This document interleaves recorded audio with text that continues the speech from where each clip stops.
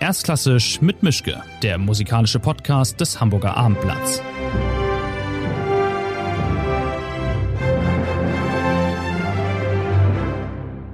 Schönen guten Tag zu einer neuen Folge. Ich habe einen Gast, auf den ich mich wirklich sehr gefreut habe. Wir haben uns vor ein paar Jahren schon mal getroffen. Sie ist eine Sängerin. Wenn ich das Land sage, aus dem sie kommt, dann könnte man raten, woher sie ist und wer sie ist. Aber es gibt ein Stichwort, was das Ganze relativ klar macht. Das besteht aus zwei Wörtern. Das heißt Salome und Salzburger Festspiele. Das sind 3 Wörter. Auf jeden Fall, es ist Asmik Grigorian, eine Sopranistin aus Litauen. Und wer sie noch nicht kennt, in den letzten Jahren noch nicht kennengelernt hat, eine kurze Info. Sie war 2017 in Salzburg im Wozzeck dabei. 2018 kam dieser umwerfende Abend, die Serie mit der Salome. 2019 wurde sie dafür zur Sängerin des Jahres. 2020 die Chrysotemis in der Elektra in Salzburg. 2021 die Senta in Bayreuth. Dann in diesem Sommer geht es weiter bei den Festspielen mit allen 3 Rollen in Trittico und momentan ist sie in Berlin, um für die Jenova zu proben. Und wer das Glück hat, sie im Kino jetzt sehen zu können, es gibt einen Kinofilm, das Fuoco Sacro, das Heilige Feuer, in dem spielt sie mit, oder es ist ein Porträt, ein Dokufilm über sie und 2 andere Sopranistinnen. Und die New Yorker Times hat sie mal genannt, a soprano with a bottomless appetite for risk. Also wir haben einiges zu besprechen. Wir machen das Ganze auf Englisch, weil ich habe keine Ahnung, wie man Litauisch spricht. Also von daher bleiben wir beim Englischen. So thanks very much, Asmik Grigorian, for having me. And I'm really excited to talk to you. Thank you. I'm very, very happy. We always start here with you or the guest having the choice to pick either an easy question or a complicated one. What would you like first? I like easy. The easy one, okay. Can you still remember what you did with your first money you earned as a singer, your first professional money? Did you buy anything? Did you save it? Did you do anything special with it? I don't remember. No idea. No. That's easy. Yes. Do you want a tricky question as well? Yes, please. Are you singing for yourself and the audience is just allowed to be there as well, or? Yes. Okay. I didn't get the oh.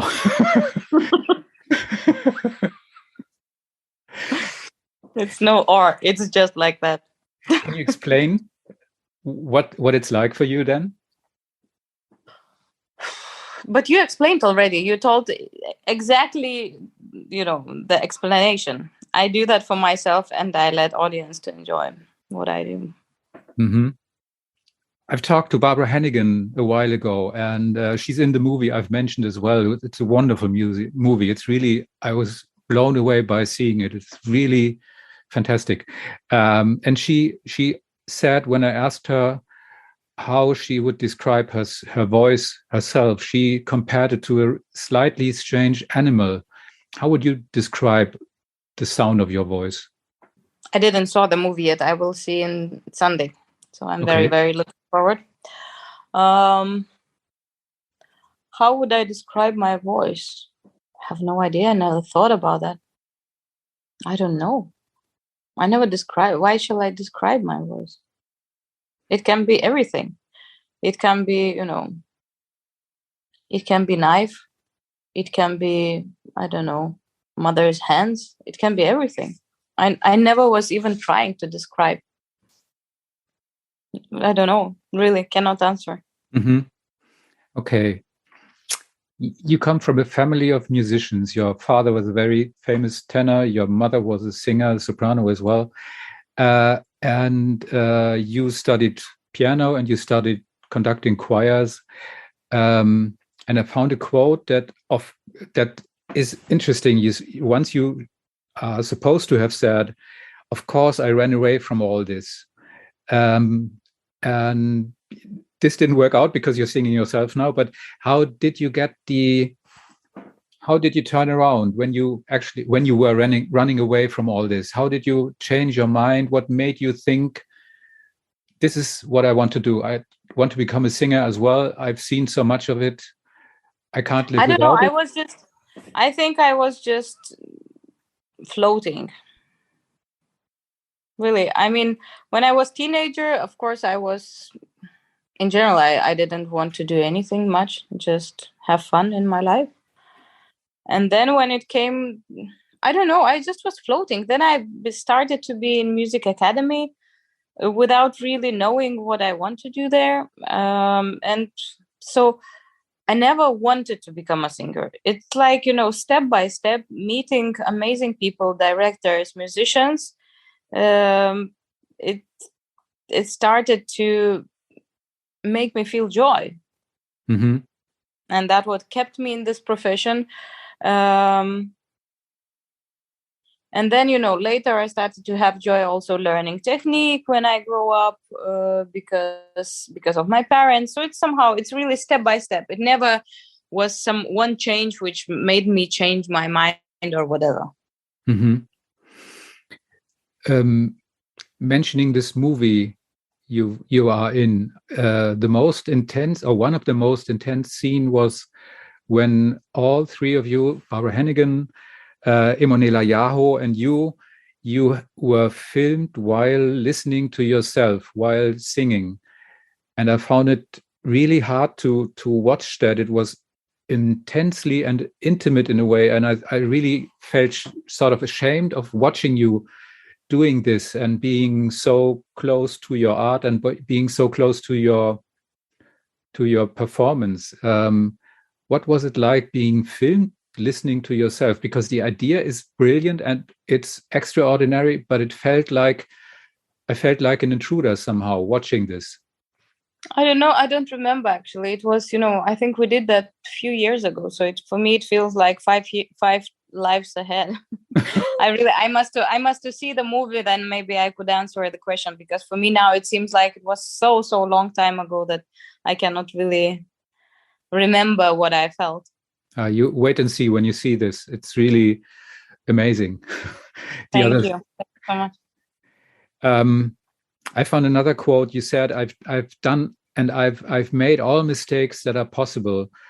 Is that a good thing? Do you regret these mistakes, or were they essential for becoming better? I would today, I don't know when I told that, today I don't call even the things mistakes anymore, because what means the mistake? Who is creating the rules and who is deciding what is mistake and what is not? So I can just say, if I would need to, of course, some of the things today I would do probably differently. But I'm grateful to all, let's call, mistakes, because they made me to be what I am today in all the senses. So. The one evening I guess I will never forget was the first night of Salome a few years ago. And I wondered what it's like to get this control and this not being in control of anything in a way at the same time. How you manage to combine these two extreme situations, and being on stage and being in the role and being completely in the role, and you have to forget yourself, I guess, but you have to remember everything you need because there's a lot of technique involved. Was it like this, or am I completely wrong when I try to imagine what it might have been like? Thank you very much, first of all. Yes, you're right. And sometimes I'm successful with that, sometimes not. If I'm calm, if I don't have any panics or whatever, then somehow, of course, it was also a long journey to that, because, in beginning of my career, I was completely out and always, so much, it was not enough control, the technique wise.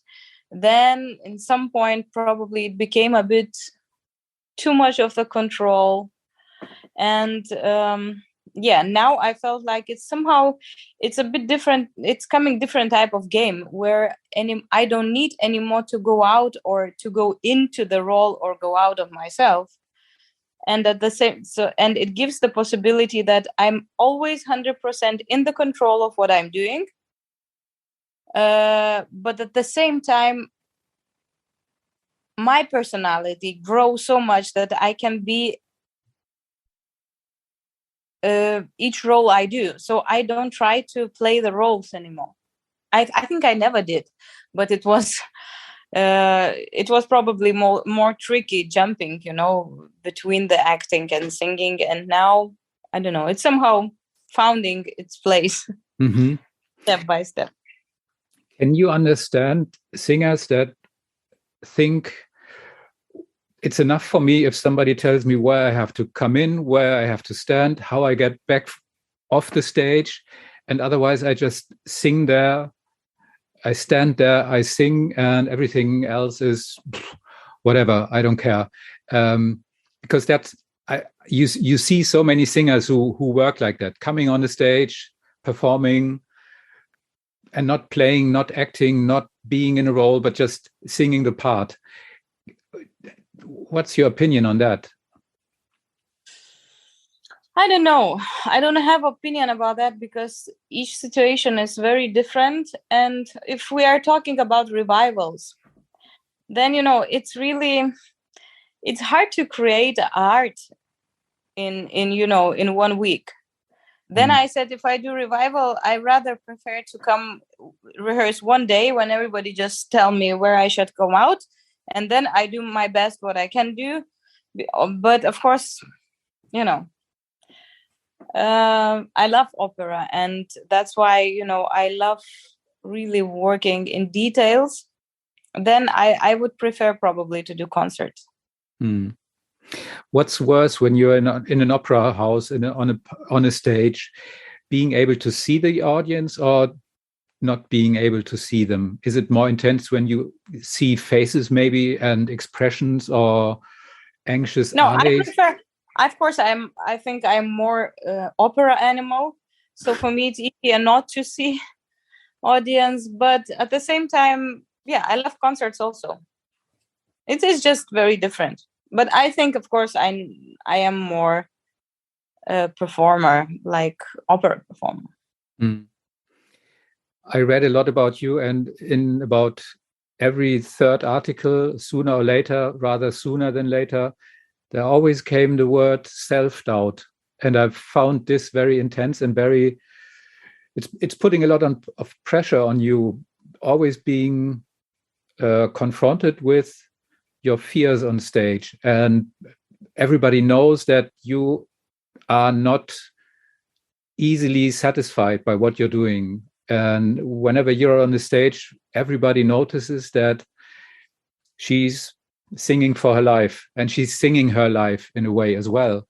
How hard is it to cope with that? I mean, you get on the stage, you burn yourself, you don't burn calories like a runner, but you burn your soul in a way. I burn both. But I think this is the most beautiful thing in my profession. That's why I am on stage. I mean, to burn. It's my life. I burn maximum I can.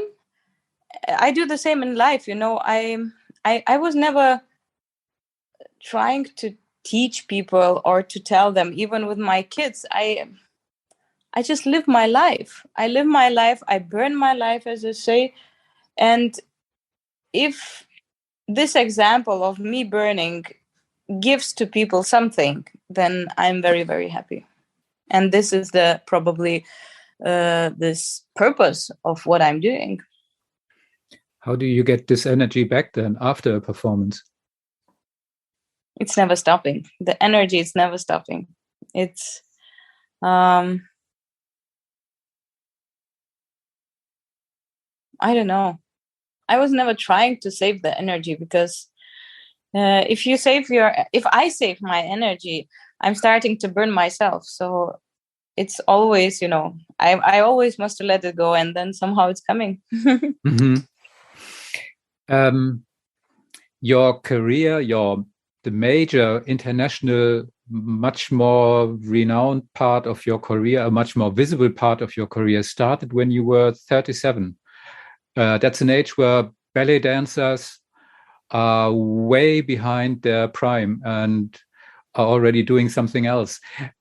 Have you been, when this second part of your career started, were you angry in a way because I don't know, maybe you thought, I've been good before. Why didn't anybody notice on this level years ago that I'm what I am? And why did it need to take this special performance in Salome in Salzburg to get everybody on my side?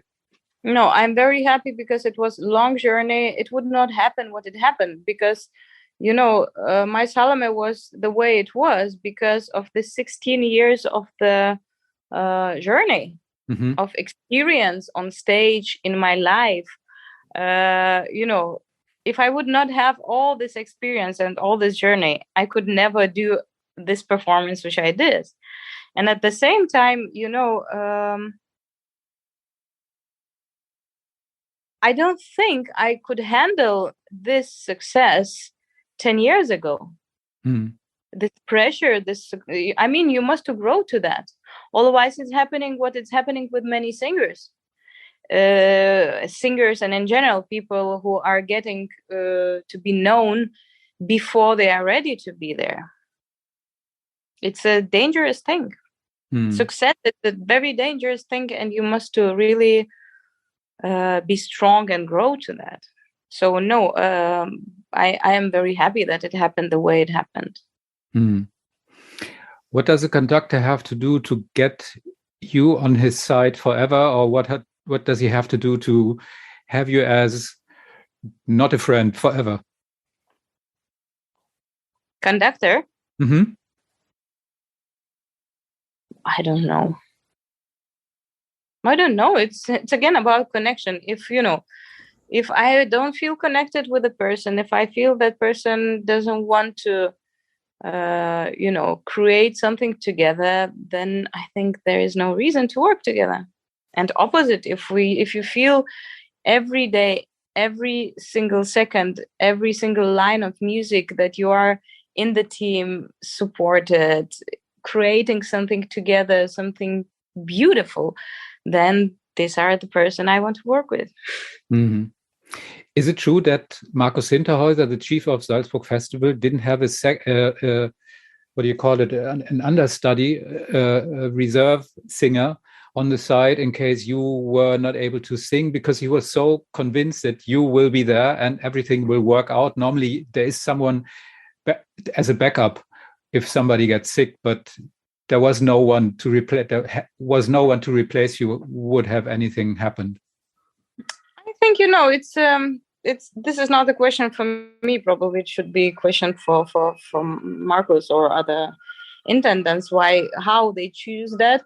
But I think it's a very simple system. We have enough Salomes in the world, and if I will get sick, it's cheaper to bring some person for that moment than to keep for all production. If we would have opera, which is really rare, and there are not so many singers who does that, then probably me as an intendant, I would have a second cast. But if we do the role which we can, found 50 a day, so what's the point to keep the second cast? I guess you have been in productions which felt sooner or later sort of mediocre. I mean, there's 100% production where you where you can feel completely happy and satisfied and focused, and maybe you get an engagement for something. You go to the first rehearsal, you have the second one, the third one, and then you start thinking, I'm having a fifth one and a sixth one, but it won't be any better, and I'm stuck here. How do you? What's your recipe then to get through this? Because you can't just say, okay, I'm done, I'm leaving. I mean, you can, but then it's getting complicated.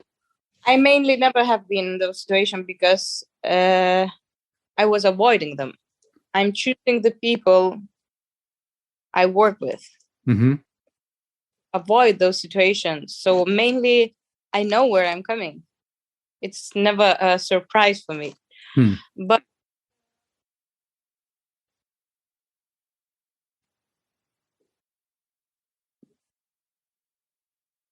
I don't know. Of course, it happened. Very rare situations when it happened. And so probably sometimes I leave. Today I learned to also to watch a bit, easier. I think the Corona time gave much more this, relaxed feeling, that because sometimes, of course, I'm in general, I don't like be in revivals. So it's always hard for me, revivals, but still I learned that, okay, I mean, it's not the end of the world. And okay, not to change the history with each single performance I go on stage. Mm-hmm. It's okay. It's okay. Always make, some, and still I do 100% when I'm on stage. It's just different. Another part of the movie was you telling or explaining that I can't remember. I think it's been Butterfly in Vienna, and you mentioned that this production was the first one where you went on a stage without taking medication, without taking pills against these panic attacks. And I found it amazing and honest and unconventional and really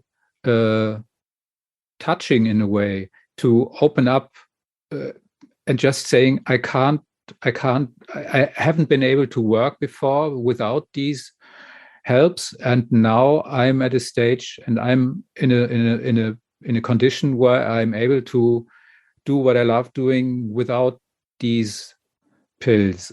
Was it just a spur of the moment that you mentioned this? Did you think before you opened up and expressed this? Did you get any comments from other singers like, I would love to be so brave as well, and to acknowledge that and to speak up about this? Or what was it like?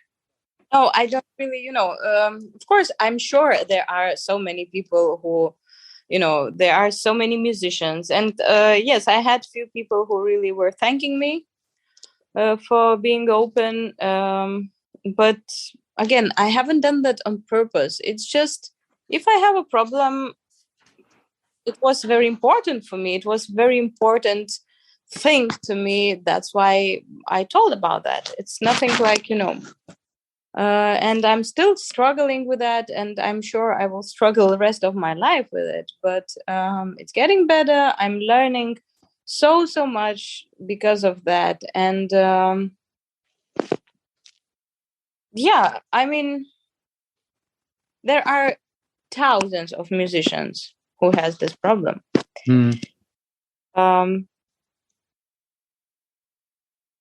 Yeah, and I wish them good luck. Same as myself.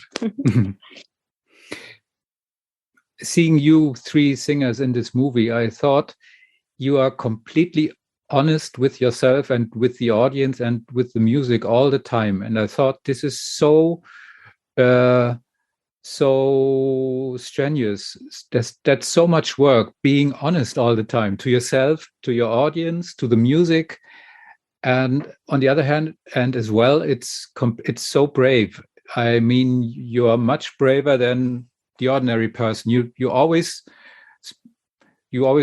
present yourself with the truth. I mean, when I walk through my life, I guess I'm not telling the truth every day, all the time. When you're on stage, you're telling your truth every day, all the time.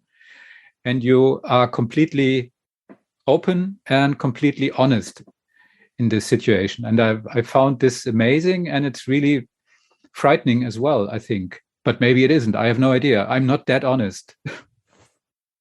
I don't know.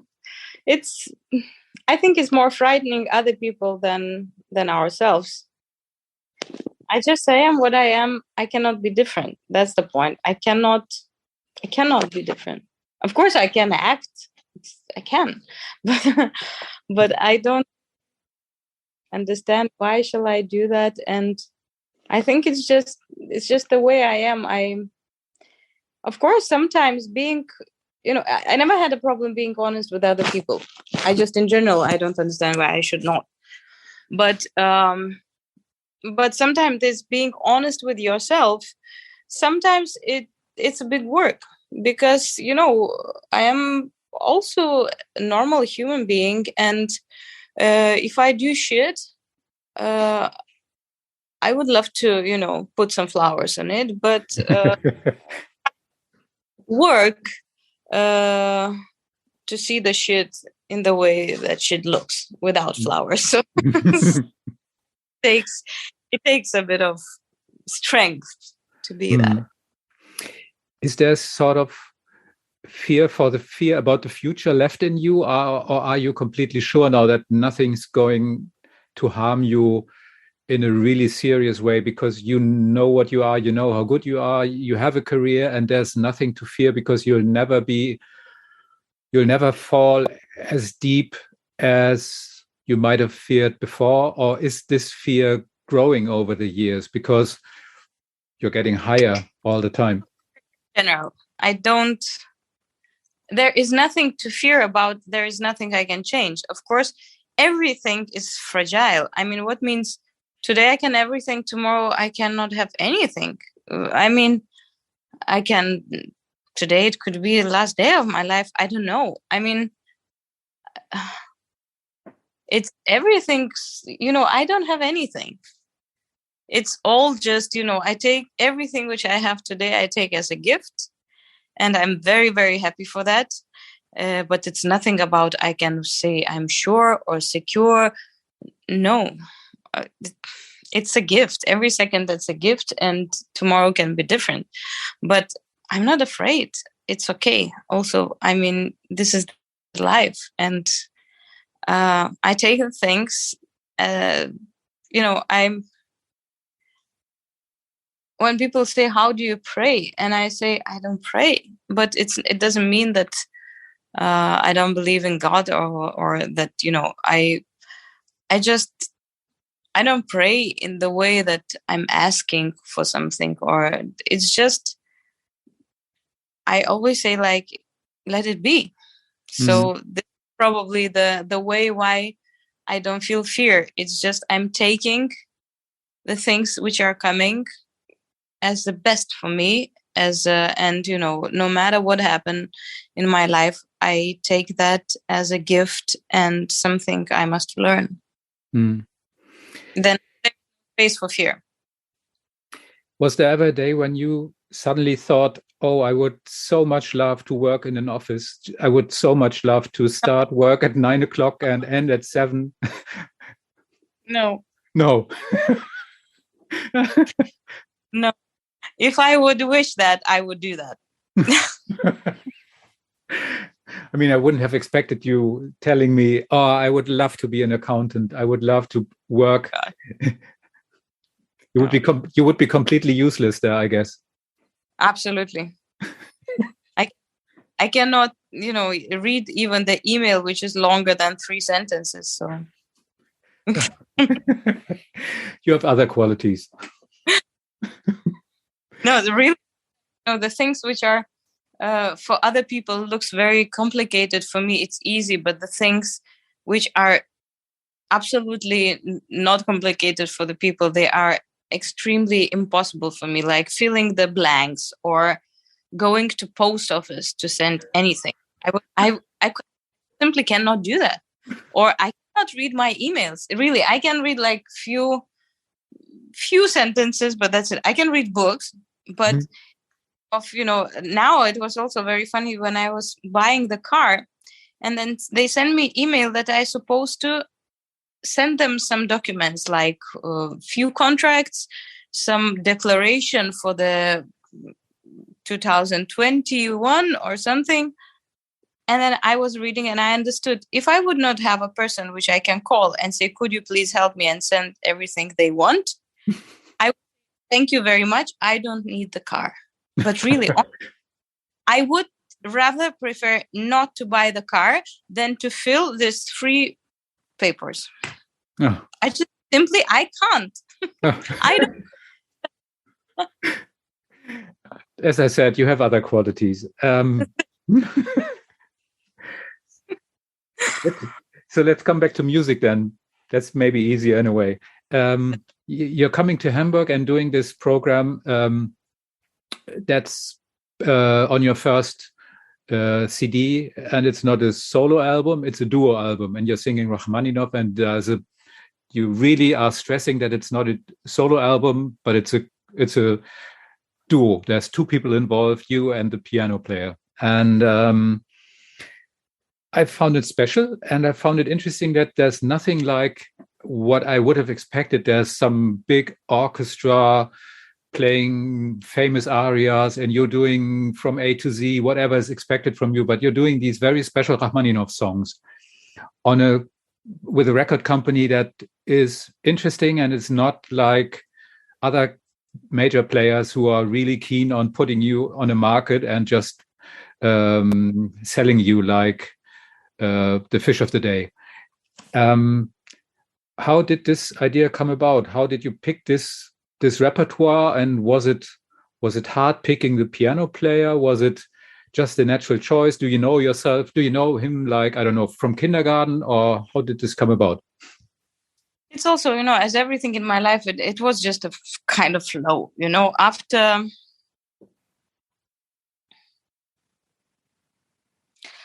Salome, one of my partners, Ein Grigorian, he told me that Didier was in the performance and he would love to work with me. I said, I want to meet him. And we met. And I was absolutely happy about our meeting and immediately understood this is the person I want to work with. That's it. And then he asked, what do you want to record? And I don't know why. It came like, maybe Rachmaninoff. Because even now, I don't know why I should record another album of operas. Maybe I will do when it will come some idea, but it must be something. Rachmaninoff was probably something which I remember I wanted maybe to record all the Rachmaninoff songs. So it came out very naturally. And we said, yes, let's do Rachmaninoff. And then when it came the idea that I do Rachmaninoff, I immediately knew that I want to do with Lucas Geniushas. I worked with his father. We never met before, but of course I knew him as a musician, and he's an amazing musician. And it was any single doubt that it surely will be Lucas. And that's where we are. I found an article in the New York Times, and they wrote that you're hoping to release a cycle of albums that span opera arias and contemporary music by the likes of Amy Winehouse. Is that completely wrong, or out of the window again? Or No, it was, sometimes I have many different ideas. And Amy Winehouse is something which would be interesting for me. But again, I still don't have really a proper form or idea. I have few another ideas which I think soon will come out. I will start to do. When it will come out, one of them, it must be a big project. So I think it can take few years to do it. But maybe I can tell. I don't know why it's supposed to be a secret. Because this idea, it came out actually during the Karabakh War, which was very difficult and painful for me. It was 2 years ago while I was doing Rusalka, and So something started to create in my heart and the head that I would love to do something which is uniting people. So, and then somehow I thought, I don't know, some songs maybe of national songs, I don't know. So it was not clear.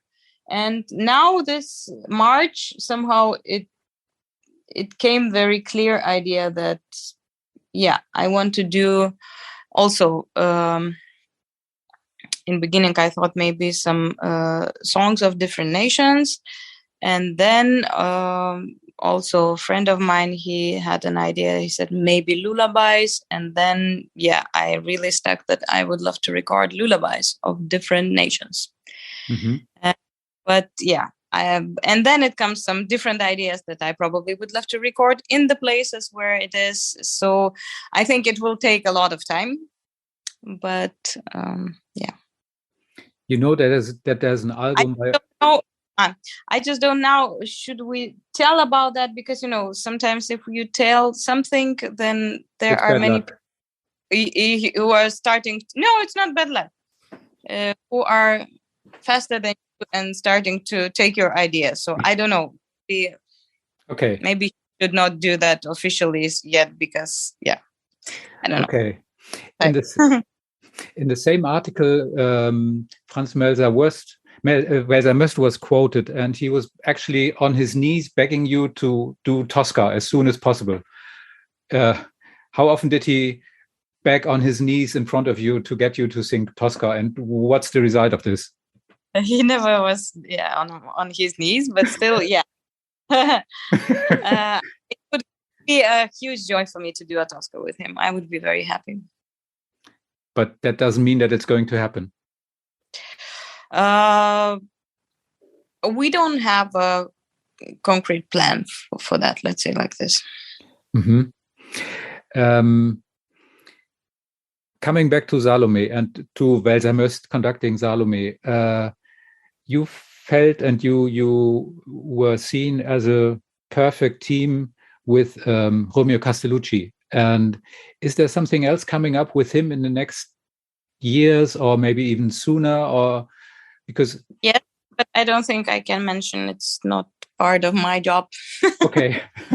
But there are nobody's listening here. There are some plans. Okay, that's good to hear. I wondered as well whether how shall I say it? I wonder how do you see other singers? Are you actually in awe, and are you admiring other singers, or is it just like they are on their planet, I'm on mine? It's nice when these planets get close to each other, but otherwise I don't care. Or is there some other singers where you are really sitting there with your mouth open and not being able to believe what you're hearing? Are there singers which are really like where there's a fan inside of you and you say, whatever he's doing, I'm completely blown away? I mean, there are incredible singers today. We have amazing singers, but again, I'm in general, I'm not very much, first of all, I don't have much time to go and listen so much, but there are really incredible singers there. I have also great friends, my colleagues, and so I really admire and I love them.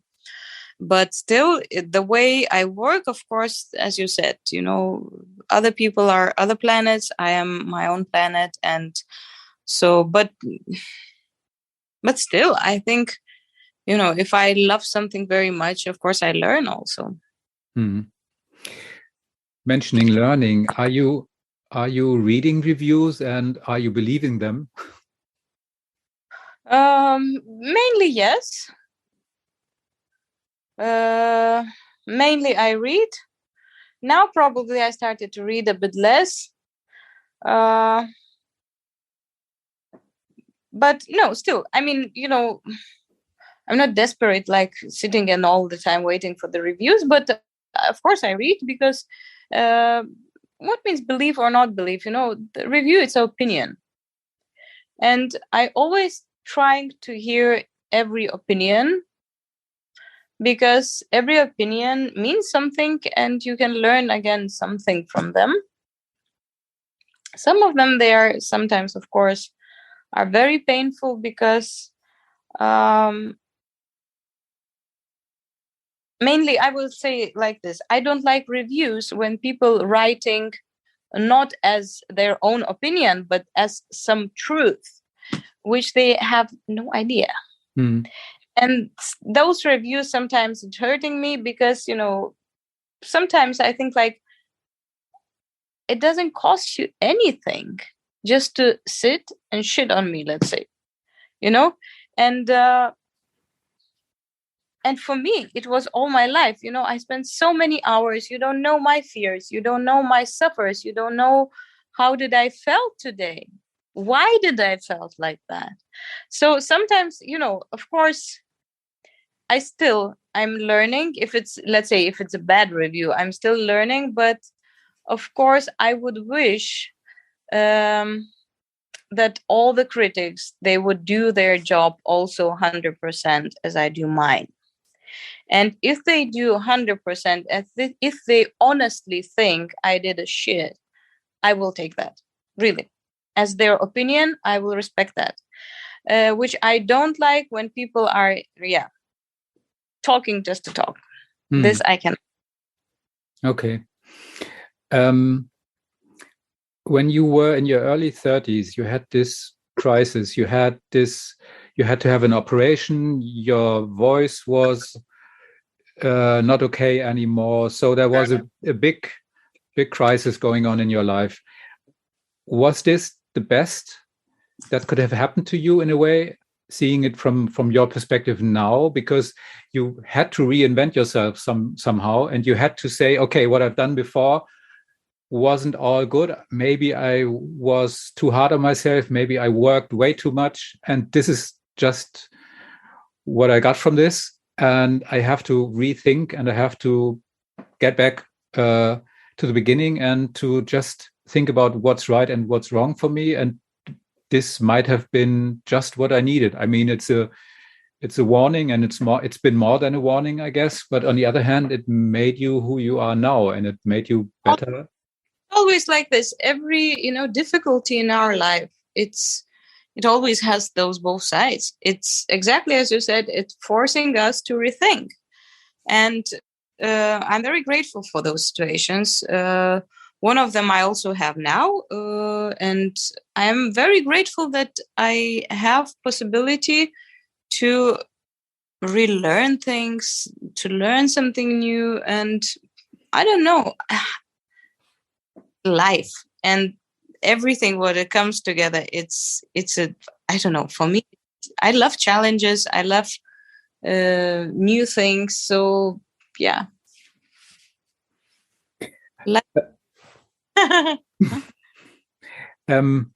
When you're working and when you're being on the stage, I found a quote from you that whenever you die on stage, which is quite often the case, because most of the roles you're singing, sooner or later you're dying, or at least you're suffering a lot, and you always feel the pain. You said once, isn't this terrible? I mean, you enter a stage, you get out there, there's, I don't know, 2,000 people in front of you waiting for you to die, and knowing that you're going to die, and you know that they know, and nevertheless you go out there and you prepare yourself to die.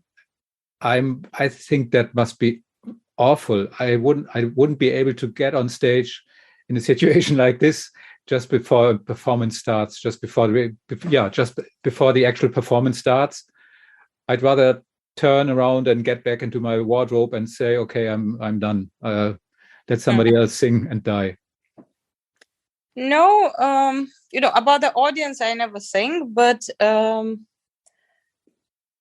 no, opposite. I am very grateful that as I said, that in my profession, I can live so many different lives and I can feel all those emotions because I'm not afraid to feel. For me, the more scary is not to feel and not to be able to have all those experiences. Because, again, I learned so much. And each time I die, I really die. And that means I must be reborn. I must do something new. And no, I don't know. It's like a natural circle for me. Mm-hmm. That's very brave in a way. What's the difference between a smart singer and a good singer? For me, it's the same. No, the good singer never be without being smart. But smart singer doesn't mean the good singer. That's a smart answer. The last question, I think, is where do you see yourself in 10 years and where do you never want to be seen in 10 years? Or don't you care at all? Don't you plan like this? I could guess, but I'm in general a person. I don't see myself neither tomorrow. But if I would guess, I think I would love to be in the business, but maybe a bit easier than I do now, having more time to enjoy life, but which I do also now. But yeah, probably I would love to work a bit less, but still work. I know that I could never be a person who just, let's say now I collect the money for later that I will not do anything. No, I could not do anything. If I live, I must do something. So maybe the very last question then. Is there some sort of guilty pleasure you can confess now? Like, I don't know, watching Netflix for 2 days in a row, or eating all the green bonbons and sweets out of a box, or I don't know, buying I don't know, shoes for 6 hours in a row.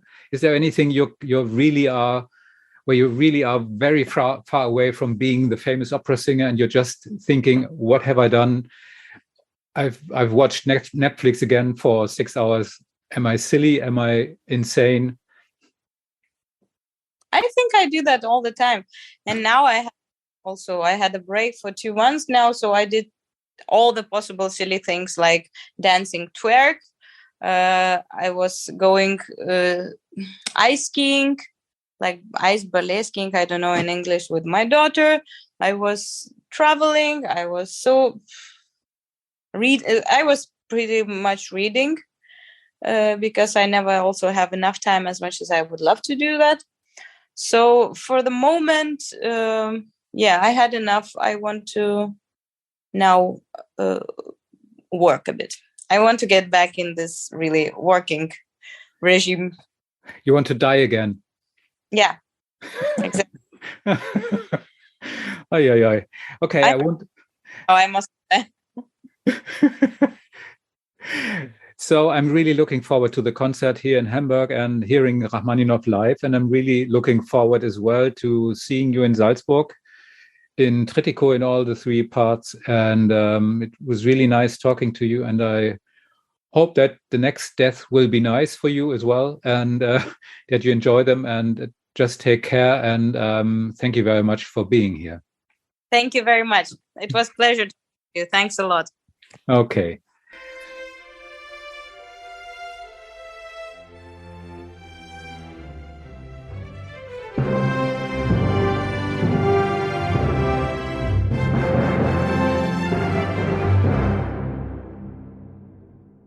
Weitere Podcasts vom Hamburger Abendblatt finden Sie auf abendblatt.de/podcast.